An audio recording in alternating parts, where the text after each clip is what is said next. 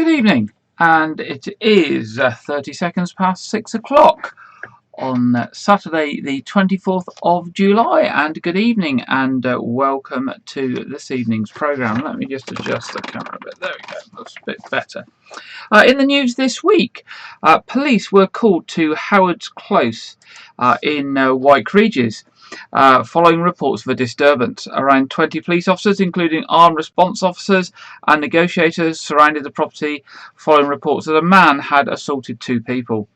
The man then locked himself in the house and was reportedly armed with a knife and a hammer. The road was cordoned off and multiple police vehicles were at the scene. After a standoff lasting nearly 3 hours, a man was brought out of the house and officers broke a window and stormed the property. Police said a man was arrested on suspicion of assault, making threats to kill and affray, and is assisting police officers with their inquiries. A multi-agency initiative has been launched to help look after vulnerable people on nights out in Weymouth, taking pressure off the ambulance service and accident emergency services at the hospital. The Safe Space project ensures that people have a safe place to go when they are vulnerable or unable to get back to their accommodation. The Safe Space can help with things such as physical injury or illness, alcohol or drug misuse, a victim of an alleged crime, being separated from your friends, and emotional distress. The Safe Space volunteers will look after the visitors in a warm and friendly environment, providing treatment, support, or simply somewhere secure to sober up before ensuring that they can get home safely without incident. It's going to be based at St Mary's Church on St Mary's Street in Weymouth. It's anticipated that the Safe Space will operate on a Friday and Saturday evening from the 23rd of July for an initial period of 6 weeks. It'll be open from 8 p.m. in the evening to 3 a.m. In the morning and will operate, as we say, throughout the summer period.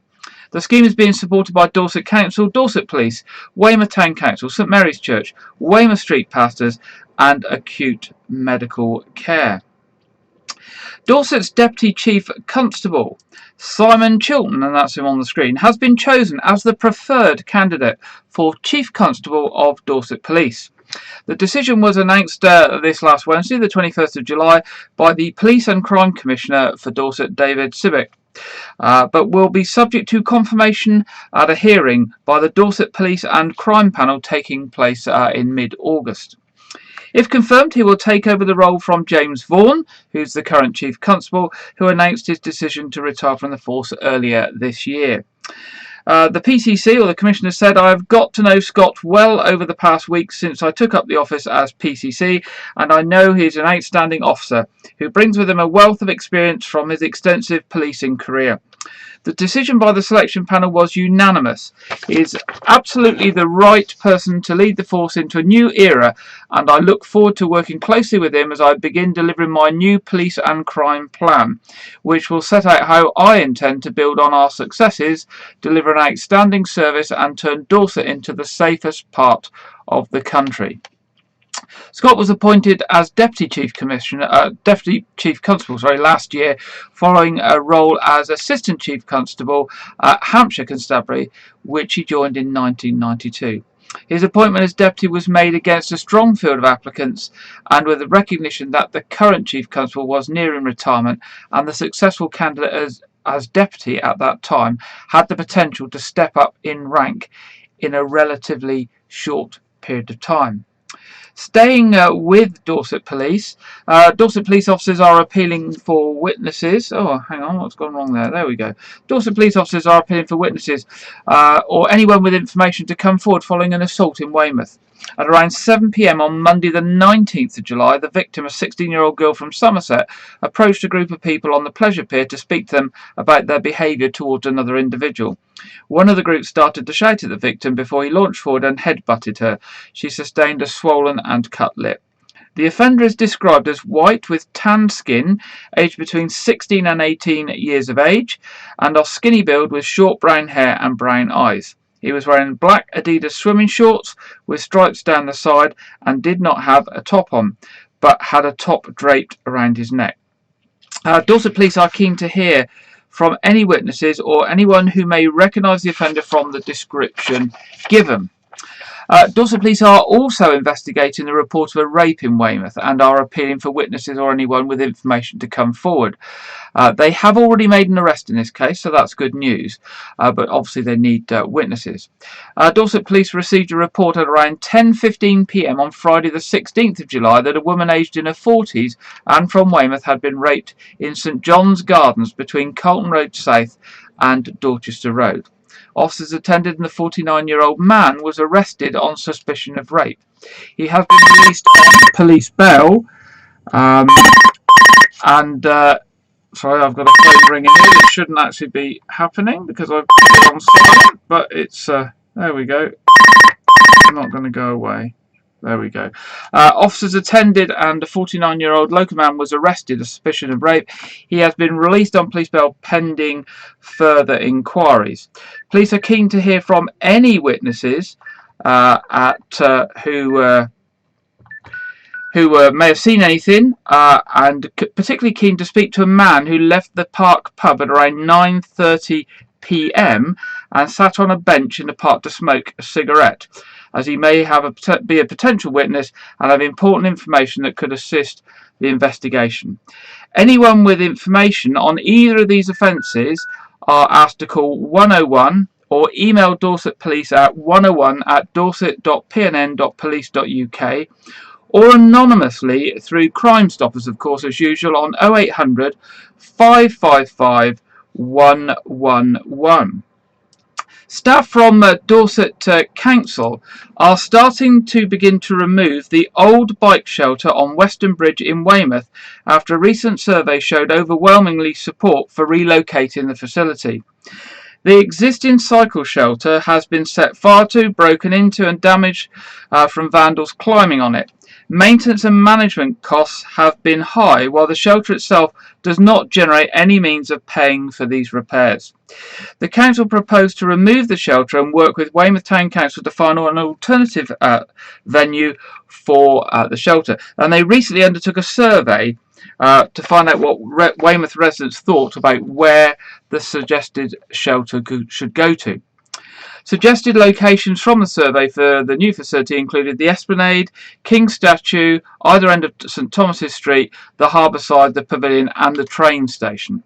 Dorset Council will discuss these suggestions with Weymouth Town Council when looking at potential new locations for cyclists to use. In the meantime, the existing shelter will be removed in the coming weeks, and those with access fobs to the shelter will be contacted directly.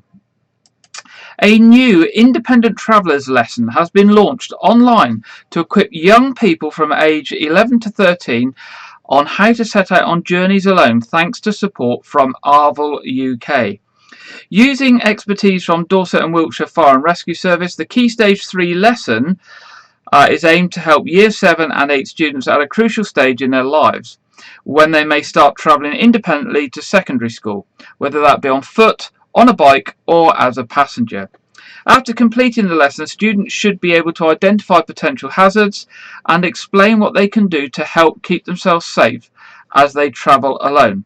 And it's a free resource on the TES or TES website to help plan for the term following the summer break.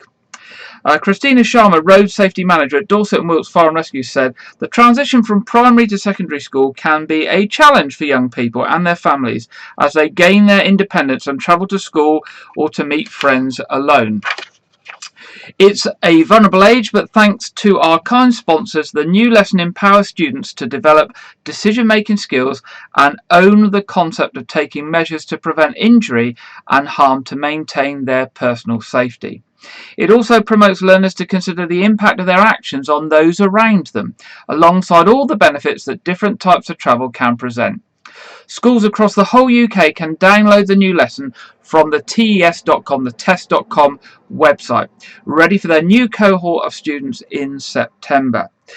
If you want additional road safety information, there are some resources on the Dorset and Wilts Fire and Rescue site at dwfire.org.uk/road-safety-education. So that's resources on the Dorset and Wiltshire Fire and Rescue site, but also for teachers going back to school in the new term in September. There's new resources available on the TES.com website. The coroner for Dorset is seeking the assistance of the public to find the next of kin of a man who's died on Portland.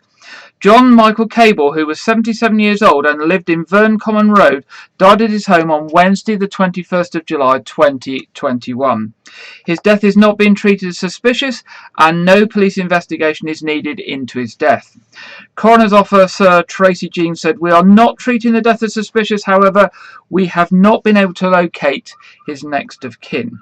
So that is the next of kin of John Michael Cable, who was 77 years, of Verne Common Road. If you are a next of kin of John Cable, or you know his next of kin, then the coroner's office would like to hear from you, and the phone number is 01202 123 900. That's 01202 123 900.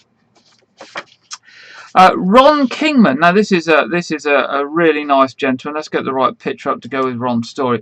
Ron Kingman is auctioning his 1948 MG classic car. You can see it up on screen on this coming Friday, the 30th of July, and he's hoping that it will raise thousands of pounds for the Dorset and Somerset Air Ambulance. After approaching Southwest Vehicle Auctions in Poole, Ron amazingly informed them that he wanted all the proceeds from the sale to be donated to the air ambulance. Subsequently, Southwest Vehicle Auctions have also agreed to donate their commission fee from the sale to the Dorset and Somerset Air Ambulance as well. Ron purchased the MGTC as a box of bits in 1991 before he set about a total restoration and rebuild. 30 years have passed since it was restored, and as you can see in the picture, she's as beautiful as ever. Since she was built, the MGTC has only covered 13,425 miles. She comes with a green logbook that was issued in 1966. Although there's no early history on the car, Ron has kept a comprehensive photo record of its restoration. He has also kept numerous photographs and certificates of winning first place in car shows in and around Dorset and Somerset. When Ron was asked why he decided to do such a generous thing, he said, "Nobody knows when they might need the air ambulance, and I never realised just how much it costs. Supporting a local charity means a lot to me, but there are so many to choose from. Being able to do this now means that we can get to see the pleasure of it as others, and how it will help Dorset and Somerset Air Ambulance continue saving lives." So if you're interested in that car, it's part of Southwest Vehicle Auctions Classic Car Auction taking place this Friday, the 30th of July at 10 a.m. If you want to look at that and the other things in that auction, if you go to swva.co.uk, that's swva.co.uk. Now, local charity Weldmar has launched a new service. I think we mentioned about this new service a few weeks ago, but it is now launched. Weldmar at Home, a brand new service to provide care and support at home for patients and their loved ones. Weldmar Hospice Care in Dorset has launched the brand new service with the aim of providing care to patients who are in their last weeks and days of life, as well as support for their families in the comfort of their own home. Described by Director of Nursing Caroline Sweetland as one of the most exciting expansions of their service in some time, Weldmar at Home has been made possible thanks to successful appeal earlier in the year. Like all Weldmar services, it will be provided free of charge by the charity.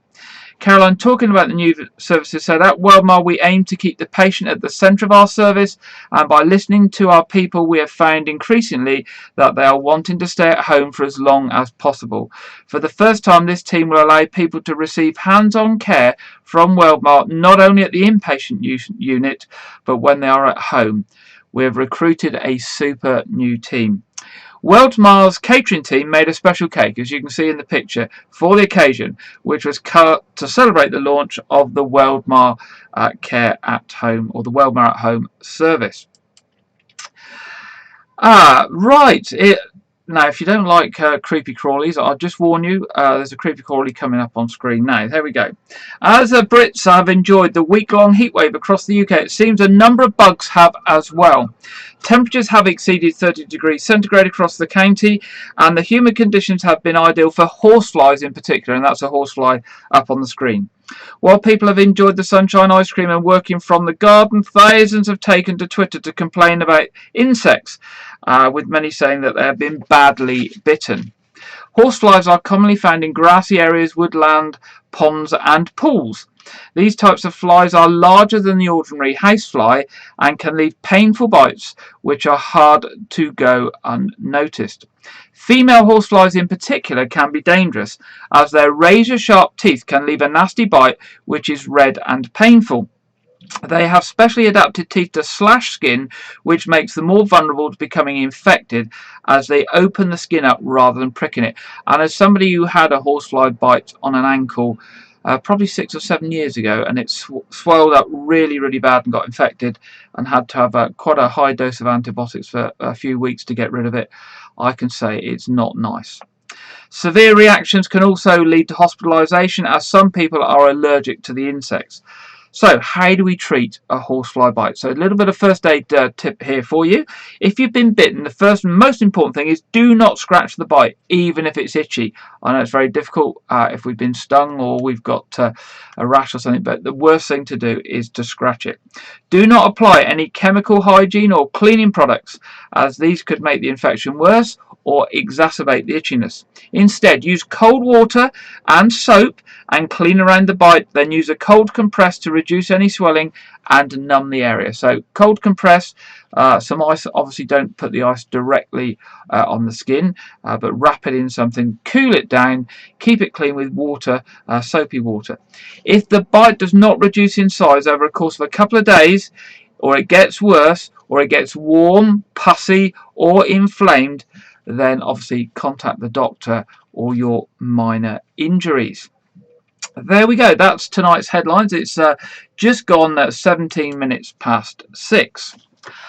Our first longer report tonight is looking back 40 years this coming Thursday, the 29th of July, to the wedding of Prince Charles and Lady Diana Spencer, which took place at St Paul's Cathedral in London. I wonder if you can remember what you were doing that day. I remember a garden party I went to that day, because it was also 29th of July is also my birthday, so it's a day I remember for two reasons. This week, Janet Hall is going to reflect back on what happened on the 29th of July 40 years ago, this coming Thursday. I wonder if you remember the wedding day of Lady Diana and the Prince of Wales. If you do, you would have to be well over 40, because on July the 29th, next Thursday, they would have celebrated their ruby wedding.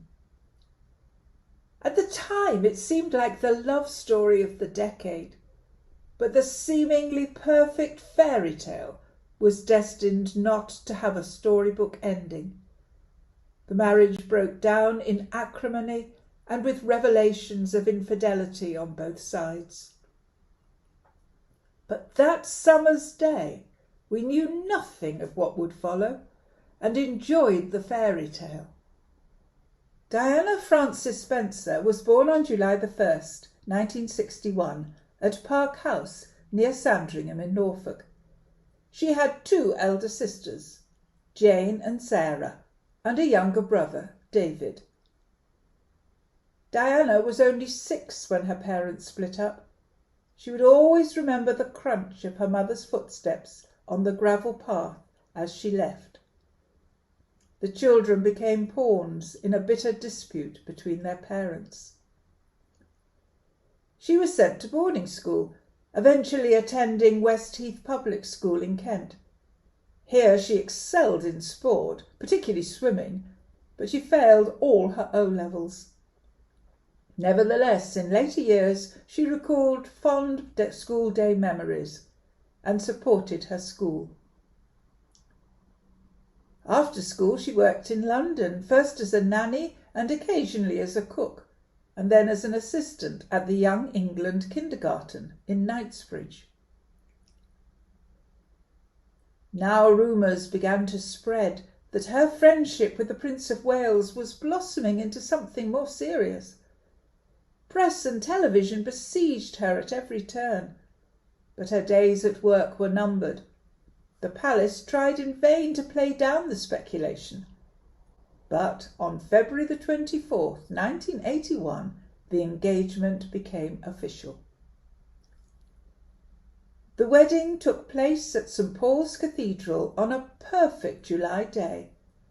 Millions of television viewers around the world were dazzled by the event, with a further 600,000 lining the route from Buckingham Palace to the cathedral. She was the first Englishwoman to marry an heir to the throne for 300 years. Diana was just 20. Under the watchful eye of her mother and on the reassuring arm of her father, Diana prepared to take her wedding vows. She showed nerves only once, when she struggled with getting her husband's many names in the right order. I'm sure you have memories of the day. I certainly have. I was living in Wyke Road then. I remember there were fireworks the night before, which we were all watching avidly, when a thunderstorm caused a power cut across the area. The electricity was on again the next day, which was fortunate because we all wanted to watch the television for the wedding. But the power cut had damaged my neighbour's television set, so they came round to watch with us, which was rather nice. Later that day we went for a walk to admire the bunting which had been put up for the street parties. I seem to remember something happening in Wyke High Street, but I don't seem to have any photographs. Perhaps you have and could share with us.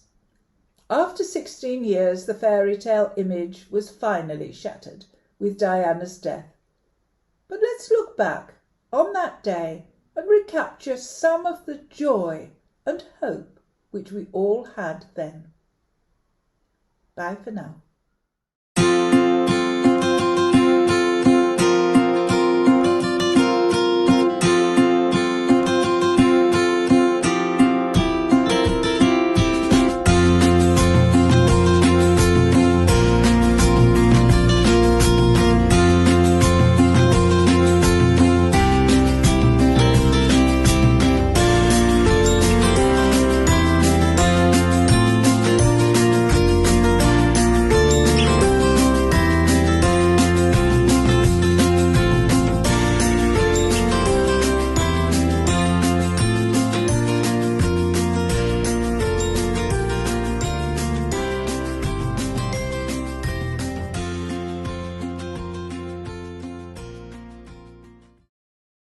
Thank you, Janet. And I actually remember going to a party on the day of the wedding in the evening, and in Buxton Road, not so far from where Janet was talking about, and having an incident with the firework that decided not to go up in the air, but to go horizontal across at ground level. Yes, a very near miss. I shall never forget that, because that was on the day of the wedding of Diana Spencer, or Lady Diana Spencer, and Prince Charles. 40 years ago. And having living in the High Street, I'm not actually sure whether there was a party in the High Street or not. There might have been up in the village itself, but I honestly can't remember. Anyway, moving on, our second story tonight moves right bang up to date and looks at some of the latest technology. I'm sure many of you have seen drones flying around and people taking photos from drones and that sort of thing. But of course, there's been various stories about how to deliver medical supplies and household deliveries by drones. And those have been going on for some time, but actually, we've not actually seen them develop and actually happen. Well, until I heard this week about this story. And we actually have discovered that there is a place in Ireland where for the last 10 months they've been getting household deliveries by drones. So this week Lydia has been looking at what's happening in Ireland for us, and maybe what we have got to look forward to in the months or years ahead, when maybe in Weymouth and Portland we can get deliveries by drones as well. So here we go, over to Lydia to hear about drones. It sounds like science fiction, receiving deliveries of takeaways, groceries, coffee and even fresh broccoli by drones, but for the town of Oranmore in Ireland it's a reality. Delivery by drones was an idea announced by Amazon founder Jeff Bezos back in 2013, but 8 years on, and Amazon has yet to fill the skies with drones and offer deliveries this way in the UK. However, Irish startup company Manna has been delivering orders by drone from Tesco, takeaways, bookshops and coffee shops in the town of Oranmore in County Galway since October last year. Oranmore is a similar size to Blandford Forum in Dorset with around 3,000 homes, and the drone delivery service is so popular that over a third of homes have used it. Manna's chief executive Bobby Healy says the most popular recent delivery is coffee, and because they can make deliveries in an area of 50 square miles within 3 minutes, it means the service is very viable to get a fresh delivery of your favorite coffee. Bobby tells us that just about every retailer in the town is working with them. The warm reception that has been given to Manna has given him the confidence to continue with the service, and now to add a second trial area of another town with a population of around 40,000 people. He says in a town this size they would envisage undertaking between 500 and 1,000 deliveries a day. Manna believe the drone delivery system and the speed and efficiency of the deliveries possible provides a great tool for the high street to fight back following an awful 18 months. The speed and efficiency of deliveries means now that local retailers can compete head-on with online retailers such as Amazon. Bobby poses the question, do you want to spend all your money on Amazon? Or do you want to spend it with, and support your local retailers, when they can get the product you want, to you within a few minutes? He says the answer is obvious and simple. A drone service offered in the way Manna have been trialling is a very fast and viable way for the local bookstore, hardware store and many others to counteract the threat from Amazon and at the same time improve the speed and efficiency of delivery for customers. Like any technological solution, the drone delivery system does have its critics, and questions are posed such as will increasing deliveries by drones put humans out of jobs? Defenders of the technology counteract this by saying the drone service is the most viable way of delivery, on journeys that would be difficult, time-consuming, or even treacherous for humans. Another operator, Skyports, started trials early this year for the NHS carrying medical supplies, such as COVID test kits and PPE and test samples between medical facilities in Argyll and Bute in Scotland. Rather than waiting days for a pick-up, Skyports offer a regular service every 3 hours, or on demand if urgent. Concerns from local residents have mainly been, are drones equipped with cameras that can overlook their properties? Both companies have assured residents that cameras are not installed on the drones, except when they did their initial route-finding flights. There is no doubt there are advantages in remote and rural areas, or those in island communities for drone deliveries improving deliveries significantly, or even making them possible. So what do you think? Will we see drone deliveries in the Weymouth and Portland area sometime soon? And would you be happy about such a service? Let us know what you think. We would love to hear from you. Back to Gary in the studio. Thank you very much there, Lydia. So there we go. Drones are actually delivering coffees, takeaway food, Tesco delivery, and even broccoli, apparently in Ireland. And it's a very feasible trial. It's very successful apparently. And although it wasn't mentioned in that report, I've done a bit of research, and I think the standard delivery cost is under £5. So you can make an order and get it delivered within 3 minutes, anywhere within a 50-mile area of the town. What a fantastic service. It is just coming up to, just gone past 6:29. And moving on to our final sort of main report this evening.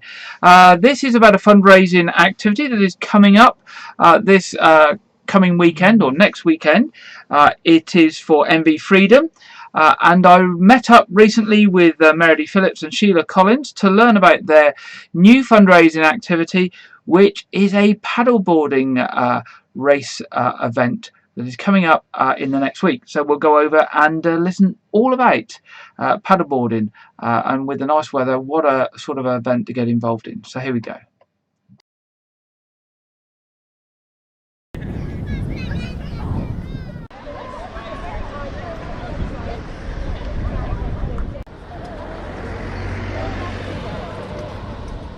So good evening, I'm on Weymouth seafront this evening, and I'm with Sheila and Meredy from MV Freedom, and we've come along to look at the paddle boarding on the sea and to learn a little bit about an event, a fundraising event for MV Freedom that's coming up soon. So when is the event, Meredy?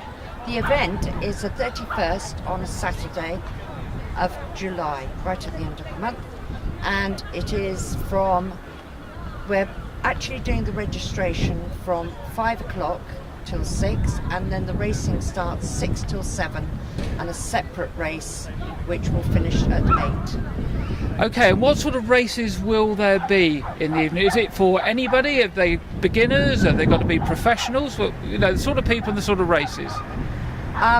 The racing is across all spheres and all capabilities.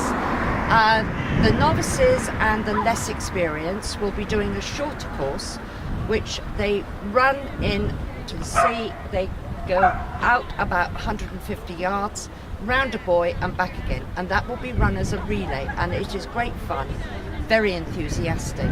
The other race is for more experienced people, and that will be held a little bit further to the left towards the clock side of where the others are racing, and that will be right out to the Freedom boat, which will be outside the white buoys, and then back to the bandstand and back to the beach to finish, and the really experienced ones will do that trip twice. So we have really good safety with Dan from Jet Skis looking after the paddle boarders on the long race, and we have first aid on the Freedom boat if needed. We also have first aid on the beach, and so we're all really looking forward to a fun evening. And where did the idea for actually doing the paddleboarding as a fundraising event come from? It came from a brainstorming event, coffee morning actually, with our ladies, and we said we wanted to do something from Weymouth Beach itself, and then I phoned up, or I was given Elaine Farquharson's name, who runs the Dorset Stand-Up Paddleboarding Club, and she is so enthusiastic and so full of fun that it's just been a joy to organise the event. Okay, and I guess the most important thing then is if people want to come along and join in and have a go at the races, where do they find that information and how do they actually join up for the event? I will put a link up on our Facebook page and also on the website page, and then it goes to the Dorset SUP Club where they can book in and pay, and then they can, they've got their time slot. We will be registering on the beach and giving people numbers who have already booked in, and it should be run, beautifully. So there you go. If you fancy an evening of paddleboarding in Weymouth Bay at the end of July, look at the MV Freedom Facebook page or go along to their website at www.mvfreedom.org.uk and you'll find all the information there. And come along and support a wonderful charity that gets people out on the water who would really benefit from that experience.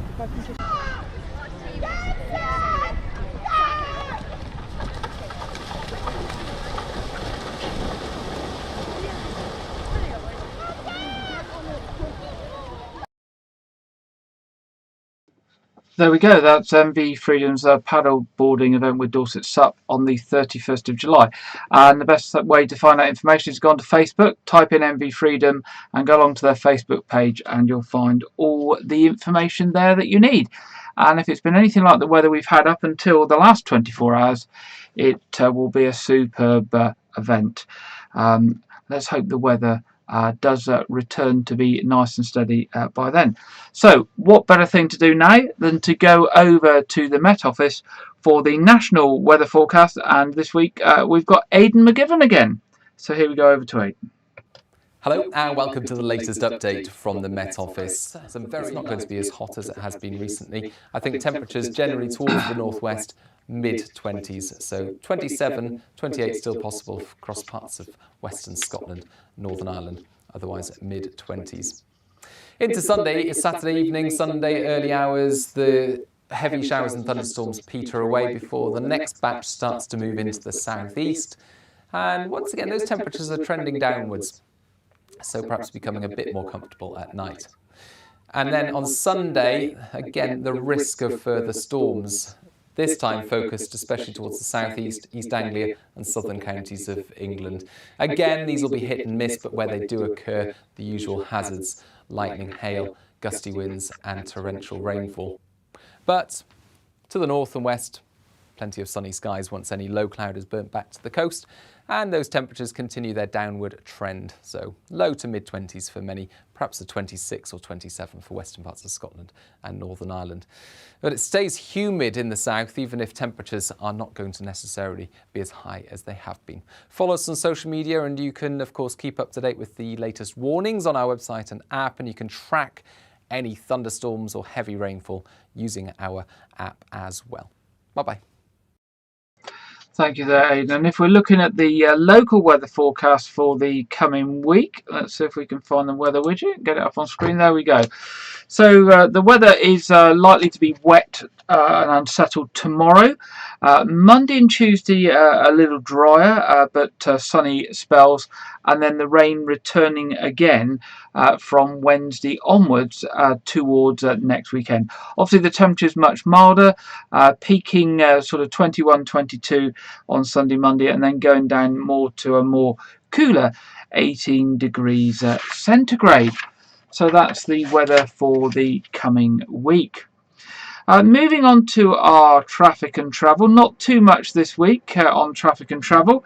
Wessex Water is still working in Broadmeadow Road and will be working in Hillcrest Road this week. Southern Gas Networks will be on Wyke Road and Doncaster Road this week.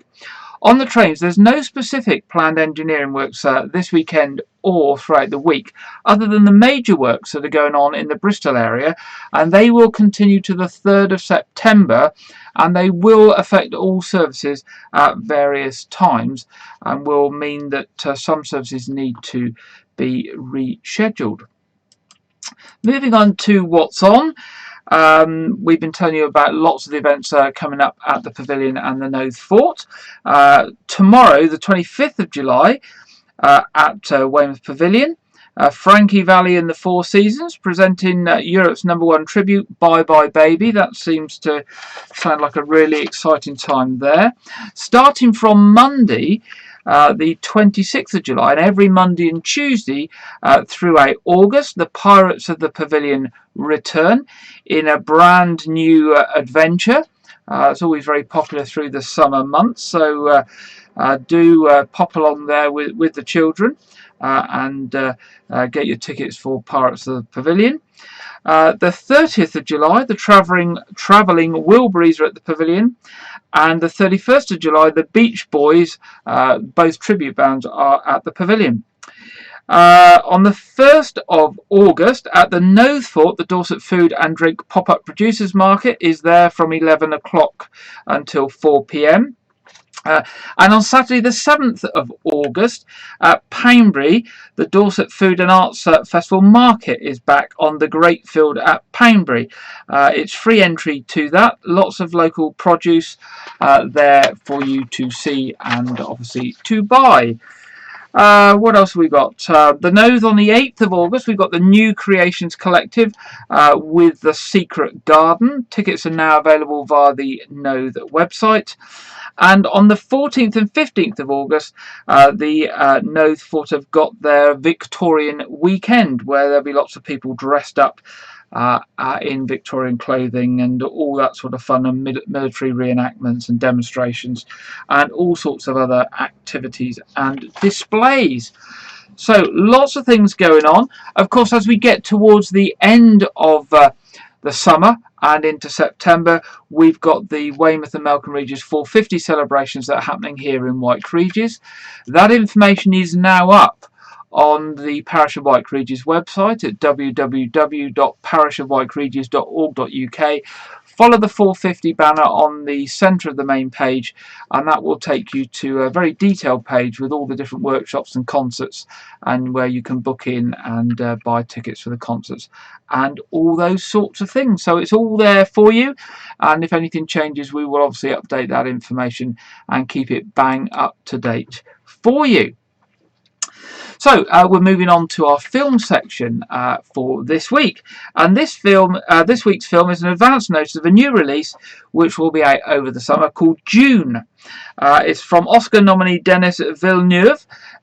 He directs the film, and it's a legendary picture, Dune, the big screen adaptation of Frank Herbert's seminal bestseller of the same name. A mythical and emotionally charged hero's journey, Dune tells the story of Paul Atreides, a brilliant and gifted young man born into a great destiny beyond his understanding, who must travel to the most dangerous planet in the universe to ensure the future of his family and his people. As malevolent forces explode into conflict over the planet's exclusive supply of the most precious resource in existence, a commodity capable of unlocking humanity's greatest potential, only those who can conquer their fear will survive. So that's Dune. It's coming out over the summer, and we're going to see the trailer now from Warner Brothers.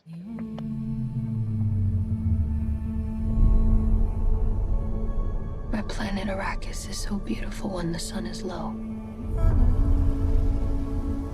Rolling over the sands, you can see spice in the air. The outsiders ravage our lands in front of our eyes.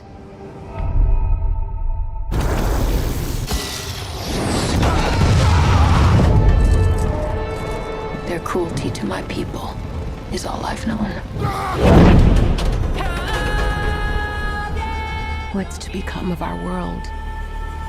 Paul.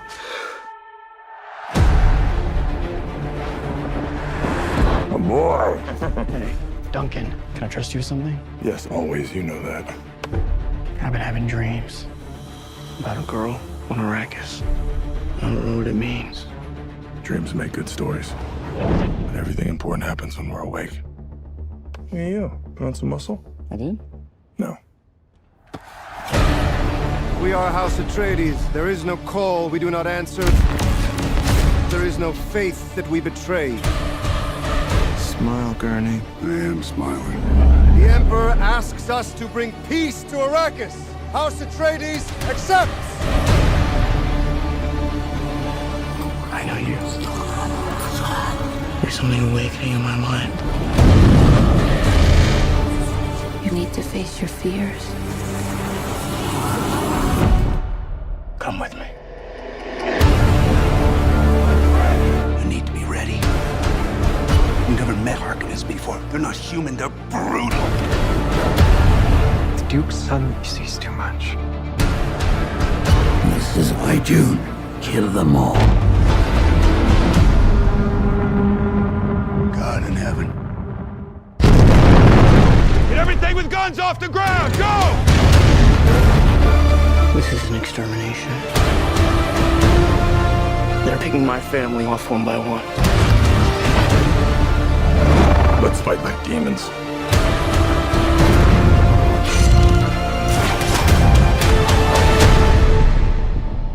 Dad, what if I'm not the future of House Atreides? A great man doesn't seek to lead. He's called to it. But if your answer is no, you'll still be the only thing I ever needed you to be. My son. If anything happens, will you protect Paul? With my life.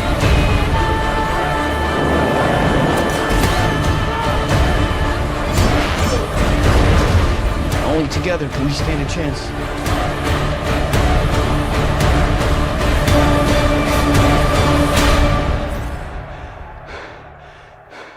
It's time.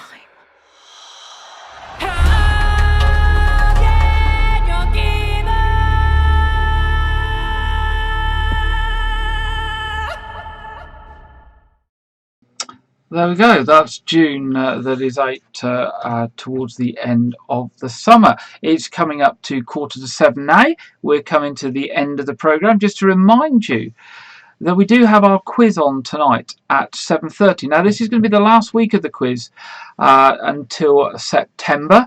We're going to take a break for the last week of July and throughout August. Although watch out, we might come back for a special sometime during the month, but we're not going to do the regular Saturday night throughout August. We're going to take a little bit of break. News programme will still be here, but no quiz through August. Also to remind you that regular services in White Creeges tomorrow are 8 o'clock and 9:30 at All Saints Church, and the 9:30 is live streamed, and 11 o'clock at St Edmund's Church. And on Friday, A Year in Gardening with Clive Gray, our regular gardening slot.